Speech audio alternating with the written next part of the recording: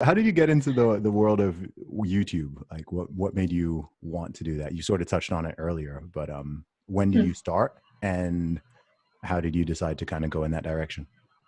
I don't think that I ever had this idea specifically where I thought, it'll be really fun. I'm going to make a YouTube channel. That was never really a thing to me. Even when I was younger, I really just wanted to be involved in writing, which is obviously why I went and did a Master of Journalism. But I think sort of the crowning moment for me was when Trump was elected, and I was like, you know what? Because all the commentary surrounding it had been so like one-sided, and I was like, no one else is talking, especially in Australia, no one else is talking about the other side of this. And obviously there are awesome right-wing commentators and things here, or people who are moderate commentators and whatnot, but yeah, no one was really talking about it in any sense of depth. So I was like, you know what, I'm going to make a video about social issues. And really it kind of just happened. It wasn't planned out by any stretch of the imagination. I'm not that clever. Which is why it shocks me that it's gotten, to this sort of level in such a short space of time. Because I started in March, at the end of March of 2018. Okay. And, oh no, sorry, February. I lie. I started in February of 2018. Yeah. And here we are. Awesome. And what was the first video that you put out? It was 10 reasons why you can't compare American gun control and Australian gun control. Okay. So you started light. Yeah, I really wanted to get attacked. I was like, you know what? I want to get yelled at. That sounds like a great time. I actually I posted it to Facebook and it kind of went, I wouldn't say viral, but I think it had like 700,000 views overnight, which is wild. Like, that sounds blew my mind. I don't know what constitutes viral. Some people have told me that's over 1 million, or I don't know. I'd say 700,000 overnight is certainly viral. Okay, well, it got like a lot of views, and I was like blown away. But it was funny because the comments, because Australia is like a fairly anti-gun country in the sense that most Australians have never held, seen, or fired a gun. So their perception of them is fairly negative. So I made this video, posted this video, not even really expressing an opinion, just being like, here's what, like factually, like what's going on.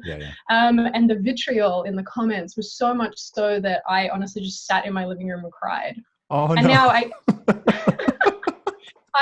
went like full, like just bawled my eyes out. I was like, how are people this nasty? But then, and you'll know this too, because I know that you get a lot of dissenting views and a lot of hate, but you sort of like level up and then you get to this level where you're like, you know what, it's fine. You kind of just laugh at it in the end. You have to.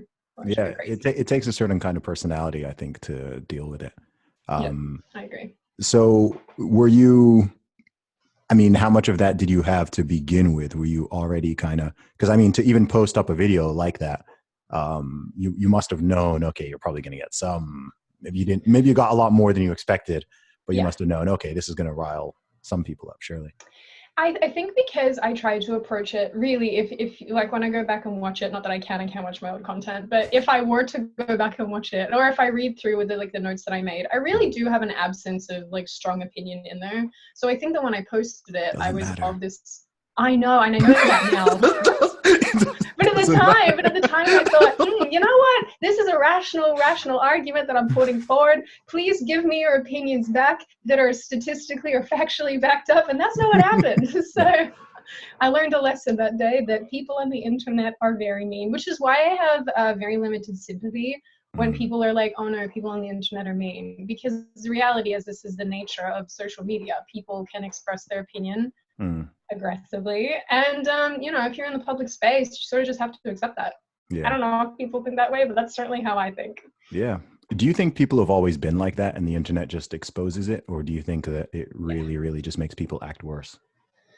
I think it's sort of a combination of things. I think that this sort of hostility and the vitriol that we get in society a lot is probably probably was internalized before the internet, or at least you would talk about that in your social circles with your friends, your family, or whoever. I think all the internet did was give people a platform and basically facilitate those discussions more openly. So, you might have that, you might get into a Facebook group and talk about how much you hate flat earthers, and that's obviously that'll be concrete and specific to that group. But then if anyone wanted to, they could take that and share it elsewhere. So I think it's a bunch of things, but I think people are pretty good for the most part, but I think a lot of people are fairly hostile these days. Yeah. It's interesting. I'm very interested in like psychology just generally. It's not something I've ever formally studied, but I feel like I've sort of been accidentally studying it for the past 15 years at least, quite intensely, just through the nature of what I do. Firstly, just through my music, and just seeing how people respond to stuff with that, and then kind of moving into, I don't even know what I do now, like aspects of commentary and podcasting and all these kind of things. And you're just like, man, human beings are strange. They are, yeah, definitely. And especially too, when you have any sort of platform, when when people are coming at you for expressing your ideas and things, you really do get to see, a lot of it, especially when a lot of it's directed at you personally. You're like, why are people so angry? Yeah. That's my thing, is I would love to know why people are so angry. I have a lot of theories on that, to be honest with you. Yeah, give us your best one. Okay. What's your prevailing one? Okay. Wow. It depends, man. Where do I even start with this? So I think that, man, this feels like, I feel like my answer could take like an hour. That's why I'm kind of hesitant to even start. I think, well, firstly, in terms of the online stuff, of course, so many key elements of a normal human interaction and conversation are removed online, right? You move further and further. So the closest thing to a normal human interaction, which we've all been used to for millennia, and what the way you're supposed to communicate is face to face, right? Like that's how human beings for 99% of history always communicated.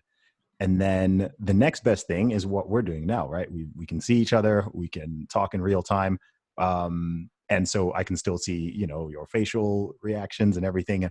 That creates a natural level of empathy and sympathy. And, if you hurt the other person or you say something you don't like, you can you can see the response in their face. And it's actually really hard to be like, unless you're just an a-hole, it's hard to be like really cruel to someone, especially if they don't like deserve it, like face to face, because you can see their reaction.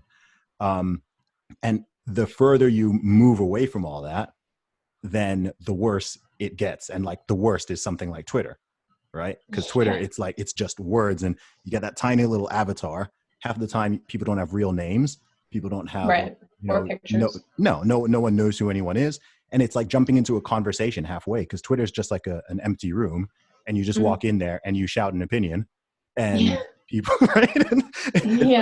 It's not like a forum where, okay, this is the conversation thread. It's just like, hey, this is what I think about this. And oftentimes it's like a contentious topic or whatever. So then you're just like strangers coming back and screaming, and no one cares. There's no empathy. Like people forget they're talking to other human beings. So it's very easy to go on a YouTube channel or on Twitter and just write some awful thing you would never say to someone in real life.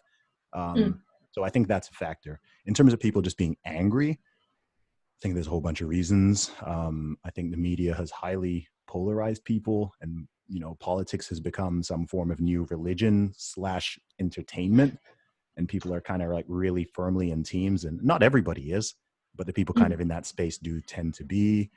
And people also create caricatures of other people, right? So 99% of people who interact with you online do not know you, right? They might think they do or whatever, but what they really have is like a caricature in their brain of an avatar of who they think Sydney Watson is, right? So they just hear one of your opinions. They might just see you wearing a MAGA hat, and it's like, okay, in their brain, they're like, I now know everything about this girl. Right? I know. No, it's a good point. She's that. She like, they form this whole thing in their brain, and once someone forms that opinion, it's really hard to get them out of it, and that happens now when people have been sold on this thing that, everyone who likes Trump is racist or is this or is that, or, and so someone who is in that world, that's just how they go. And it runs the other direction too. There are people who like just think, oh, well, every liberal is just this, or everyone who thinks that way is just that. And all the nuance is just gone. I just think we've moved too far away from normal human life and communication, essentially. Well, people love tribes. I think that's part of it, that a lot of people, I guess they overlook that. But I just certainly agree with you in the sense that obviously I'm somewhere on the right. I don't even call myself conservative anymore, precisely because of what you're talking about, where you basically get boxed in. So I always just say oscillate between libertarian and conservative, because maybe one issue I am more libertarian, another issue I'm more conservative.